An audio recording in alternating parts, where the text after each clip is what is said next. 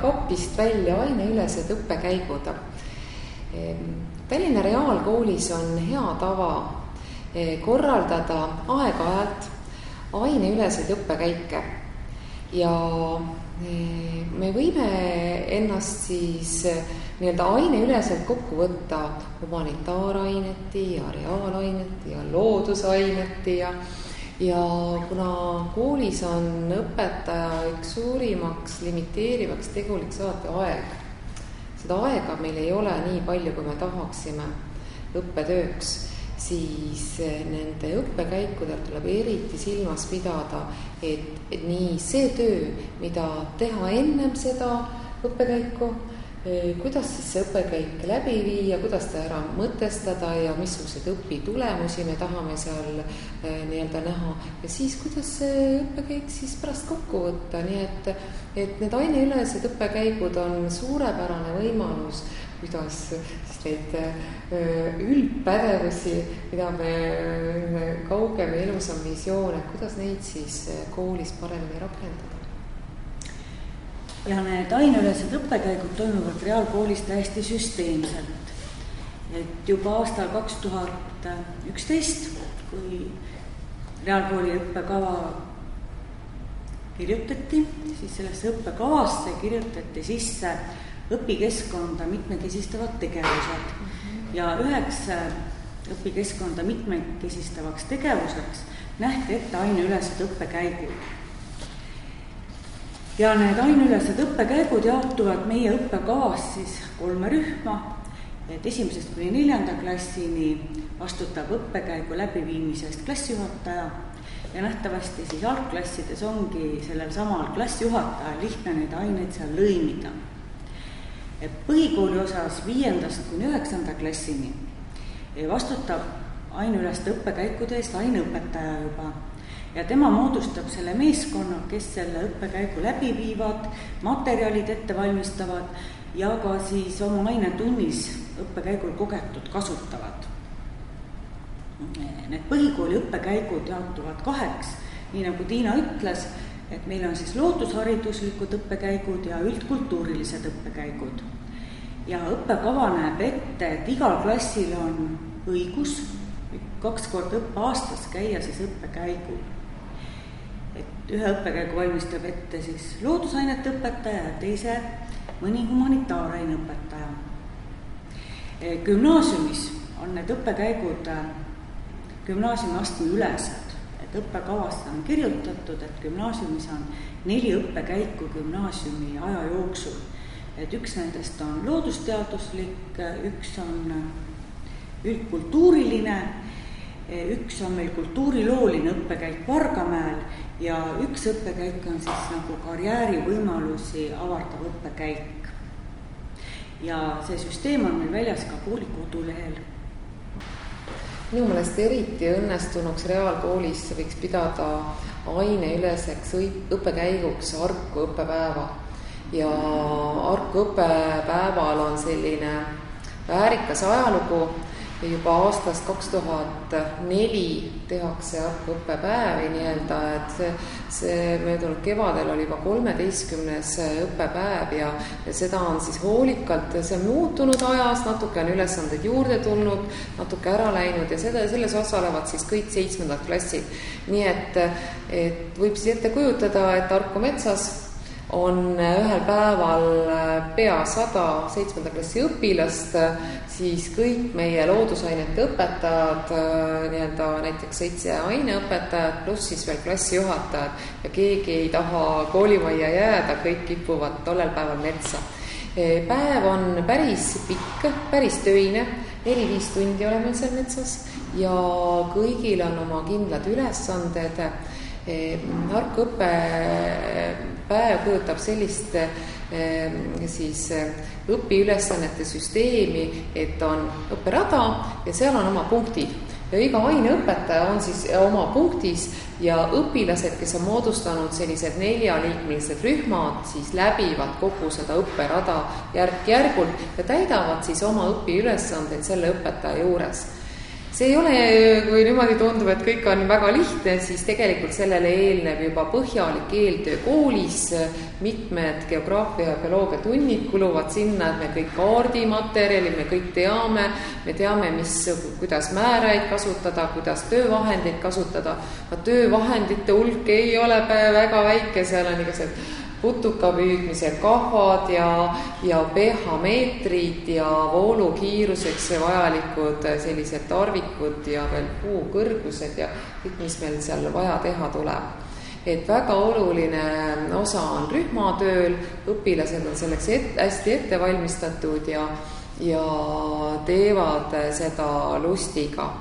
Et põhilised õpiülesanded on siis hästi kõiki loodusaineid hõlmavad, loomulikult bioloogia, loomulikult geograafia, loodusõpetus, mis sisuliselt siis on sellised elementaarsed keemia ja füüsika ülesanded.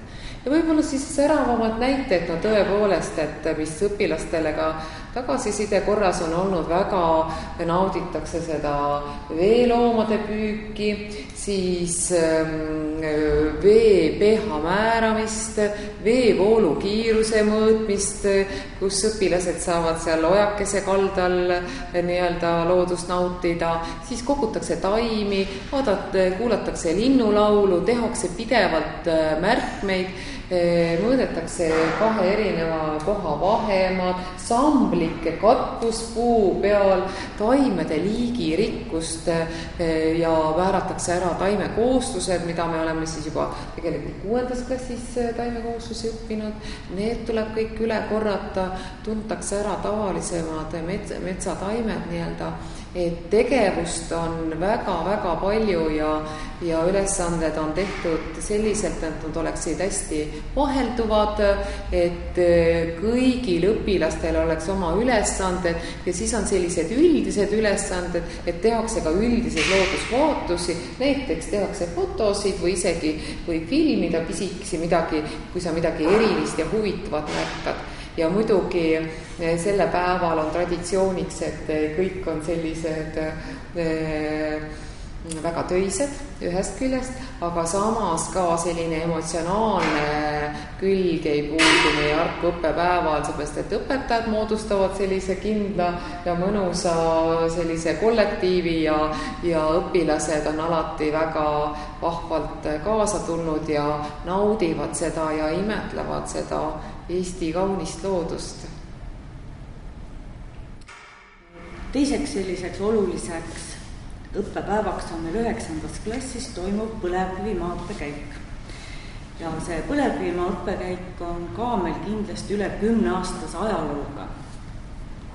Kui nüüd see Harku õppepäev on selline, et me sõidame siit ühistranspordiga Harku metsa ja ütleme sellised kulutused on tegelikult ju minimaalsed, siis põlevkivimaa õppekäik vajab suuremat ressurssi ja siis me oleme pöördunud oma koostööpartnerite poole ja tihti oleme siis kaasanud ka kooliväliseid inimesi, kas giididena, isegi bussisõidul on olnud kaasas näiteks Tallinna Tehnikaülikooli teadureid, siis on olnud meil kaasas Eesti Energia töötajaid, mitmeid kordi me oleme peatunud Kukrusemäel, kus siis Põlevkivimuuseumi direktor ise tuleb meiega sinna Kukrusemäele lubjakivi põlemist vaatama.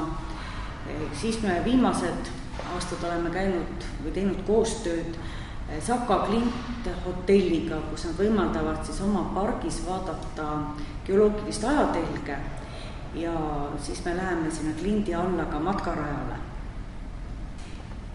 Põlevkiviõppe käigul on seotud väga erinevad ained, et nii loodusained, reaalained, tehnoloogiaained, ka humanitaarained, et siit võib tuua nagu selliseid lõimingumomente välja, et geograafiat ja keemiat seob põlevkivi oma olemuse poolest. Geograafi huvitab siis põlevkivi lasumus, põlevkivi tekke, leidumine ja keemiat siis põlevkivi kasutamise pool. Siis me oleme seal lõiminud juurde ajaloo ja tehnoloogiaõpetuse, sest Kirde-Eestis väga kenasti avaldub meie tööstusajalugu ja üheks hästi huvitavaks momendiks on see, et me leidsime selle õppekäigu piires sellise koha, mis on seotud reaalkooli ajalooga ja nimelt reaalkooli poisid võtsid osa Vabadussõjast ja Vabadussõjas üks langenud reaali poiss siis on langenud just seal Järve mõisas ja siis me teeme õppekäigul sellise meenutushetke, tuletame meelde siis neid Vabadussõja lahinguid ja räägime selle Harald Triigeli langemisloo. Et seda võib öelda, et see on õpilastele üks tugevalt emotsionaalne hetk. Mis siis veel on seotud? Infotehnoloogia. Et selle õppekäigu lõpptulemuseks on siis nii, et me tagasisidet seal koha peal ei saa koguda, sest muidu läheks see reis väga pikaks, aga õpilaste üheks rühmatöö ülesandeks on see, et nemad loovad siis õppekäigu jooksul ühe esitluse või siis videofilmi. Ja seal on väga huvitav just vaadata seda, et mida nad siis märkavad ja sealt nagu selgub tõesti see tõeline tähendus, et kuidas nad on tegelikult sellest teemast aru saanud. Et siis selle õppekäigul on 2 nagu õpiobjekti siis, mis valmivad, ütleme nii, et õpilased täidavad töölehe ja siis selle esitluse või videofilmi pealkirjaks, eelmine aasta oli meil näiteks Minu geoloogilised leiud. Ja nüüd oli tõesti õpetajale pärast väga põnevad vaadata, mida keegi leidis. Ma tahaks ka veel kokkuvõtteks nagu rõhutada seda avastusõppe poolt, et seda on tõeliselt suur rõõm näha siis õppekäikudel, olgu nad siis Viru rabasse või Jarku metsa või kuskile laidude või saarte peale, kui suur on see klassiruumis see õpikust nähtud pilt või see, mida õpetaja on siis klassis rääkinud, et tõesti ongi niimoodi. Ja need asjad ongi olemas ja need laanelilled ja kõik need putukad ja kõik see toimib. Ja nagu õpitud tähenduse andmine. Et samblikud ongi seal, eks ju, seal pimedamas pooles on neid rohkem ja kõik see, et ja siis see rõõm millegi leidmisest ja just see, et mida me ei olegi kuskil rääkinud, just see, et nad leiavad midagi, avastavad, uurivad ja ise näevad ja et neid tänapäeva neid suurepäraseid võimalusi, et ikka igaval lapsel on nüüd nutiseade taskus, eks ju, ja ta saab seda filmida, ta saab sellest pilti teha, ta saab seda kohe teistega jagada, et seda ära kasutada, et see on õpetajale suur rõõm, sa näed seda, et need lõpetuseks veel seda Harku metsa lugu, et kui me oleme juba 4-5 tundi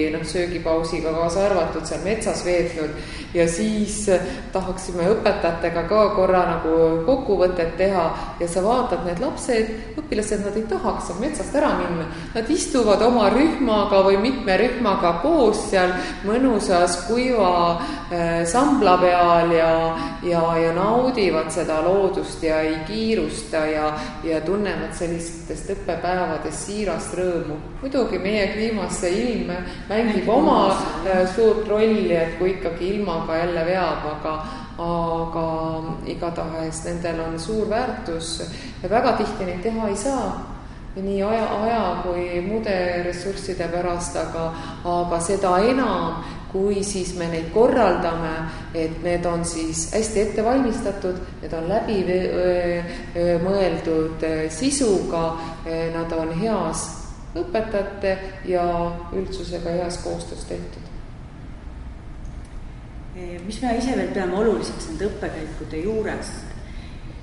Et ka teistel õppekäikudel me paneme need õpilased rühmana tööle ja siis see õpetaja roll nii-öelda õppekäigu juhendajana on vähenenud ja rühm võtab nagu ise vastutuse, et saaksid need ülesanded tehtud, tegelikult toimib üksteise õpetamine, saab kohe vahetult emotsiooni jagada ja seda on näha õpilaste tehtud piltidelt, et kuidas nad on leidnud häid objekte, millega ennast pildistada või kuidas seal ennast mõnusalt tunda. Ja ega siis siin tavalises koolitunnis ei saagi õpilased omavahel suhelda. et nad on mitu korda öelnud, et nagu selle koostöö käigus looduses nad õppisid üksteist ka paremini tundma. Ja tegelikult nendel õppekäikudel me jätame ka sisseelamiseks aega, et see õppekäik ei hakka meil nagu päris mürinal peale. Et tavaliselt see õppekäigu algus isegi vahel seal Harkus tundub, et natuke nagu viibiks, et võiks nagu hakata kohe kiirelt astuma, aga selle peab nagu endast suruma selle tahte alla, et nagu kamandamise tahte alla. Nii et see klassist välja tuleb, võtab aega ja selleks on vaja siis leida need võimalused ja nii-öelda see pedagoogiline kogemus, mis siin on. Et sa ei ole nagu tõesti see ise suur juht ja õpetaja, vaid võimaldad nendel endal kogeda ja seda leidmise otsimisrõõmu peab ikkagi võimaldama. Ja sama sellele 4-liikmelisel rühmal tuleb jälle oma eestvedaja või näiteks sellel ülesandel on rühmas üks eestvedaja, sellel ülesandel on jälle teine, nii et nad saavad siis ka oma neid juhi oskuseid arendada. Ja eriti oluline on ka see, et see asi siis kokku võetakse.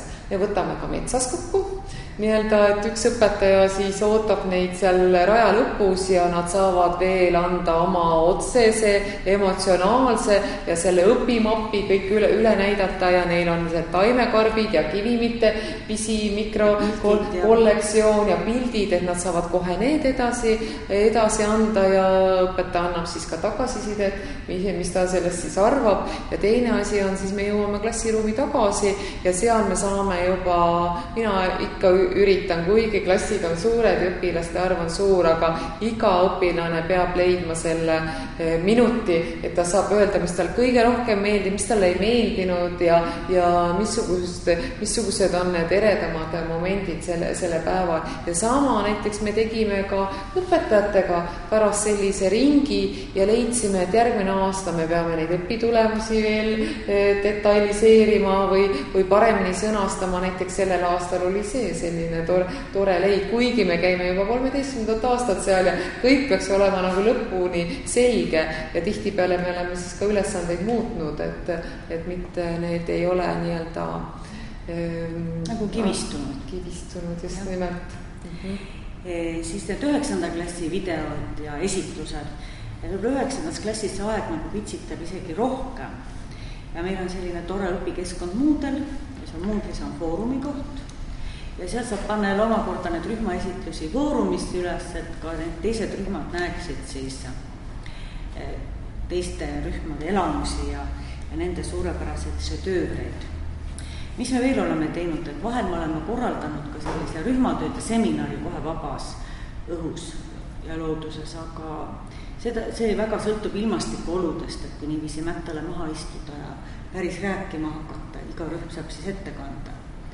Et see võtab natuke rohkem aega ja oleneb tõesti ilmast hästi tugevalt.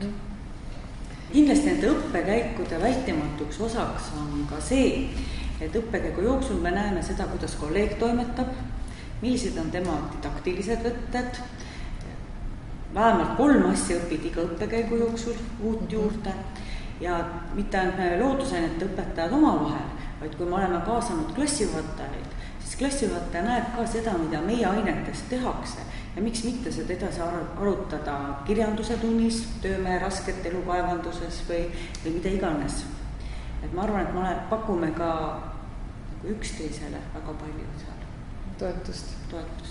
Väga kena ja tahaks veel öelda, et tasub tulla klassist välja ja kapist välja, et on see nii-öelda lisatöö ja energia ja ajamahukas, kõik see ettevalmistus, selle läbiviimine, kõik see ohutuse turvanõuded ja mure ka, kuidas see kõik õnnestub. Aga kui sa peale seda aineülest õppekäiku näed kolleegi rahulolu ja sellist head suhtluspäeva ja mis kõige olulisem meie õpilaste sära silmades ja kuidas nad naudivad seda päeva, ei kiirusta kuskile nutiseadmesse või kuskile metsast välja, vaid nii-öelda viibivad veel peale, kui kõik ülesanded tehtud on, veel seal samla peal pikutades, siis see on puhas rõõm ja tasub nii-öelda toimetada nende aineüleste õppepäevadega. Jah, ja me teeme seda veel. jaa